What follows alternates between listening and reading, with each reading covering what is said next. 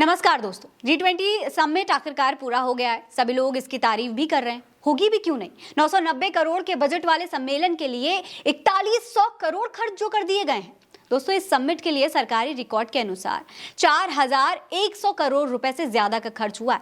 Record के अनुसार इस खर्च को मोटे तौर पर करीब 12 कैटेगरी में बांटा गया है। साल 2023 और 24 के बजट में G20 सम्मेलन की अध्यक्षता के लिए 990 करोड़ रुपए आवंटित किए गए थे, लेकिन खर्च हुआ बजट राशि से करीब 4 गुना ज्यादा। इस अनुमानित 4100 करोड़ रुपए के खर्च में से 98% से ज्यादा ITPO, सड़क परिवहन और राजमार्ग मंत्रालय और सैन्य इंजीनियर सेवाओं जैसे कि केंद्रीय एजेंसियों के अलावा केंद्र के तहत दिल्ली पुलिस, NDMC और DDA जैसी एजेंसियों में खर्च हुआ है। लेकिन लोग पूछ रहे हैं कि आखिर ऐसे कैसे, जब 990 करोड़ का बजट था तो ज्यादा से ज्यादा बढ़कर 1000 करोड़ जा सकता था, 1500 करोड़ हो सकता था, चलो बहुत ज्यादा तो 2000 करोड़ हो जाता, लेकिन ये तो सीधा 4 गुना बढ़कर 4100 करोड़ पहुंच गया।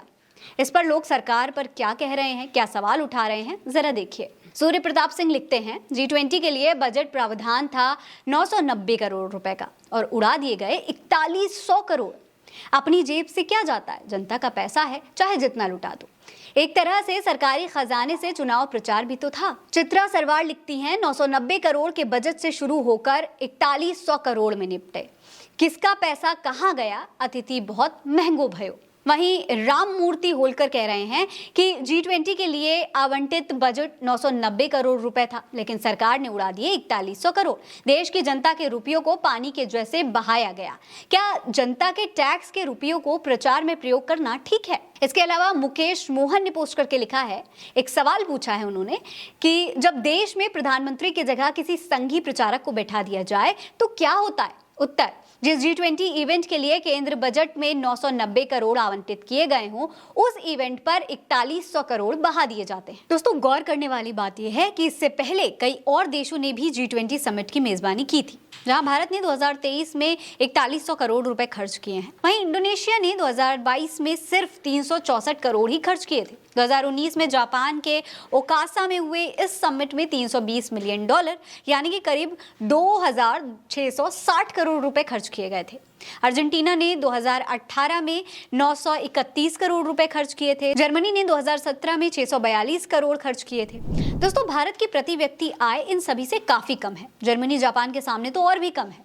सोचने वाली बात है, जापान और जर्मनी जैसे हाई पर कैपिटा वाले देशों ने भी हमसे बहुत कम खर्च किया है, मगर हमारे यहाँ इतनी गरीबी होने के बावजूद भी पैसा पानी की तरह बहाया गया।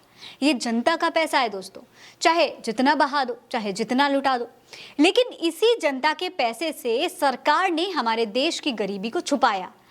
खर्च विदेशी मेहमानों के लिए हुआ, तारीफें सरकार की हुई और देश की जनता बेघर हो गई।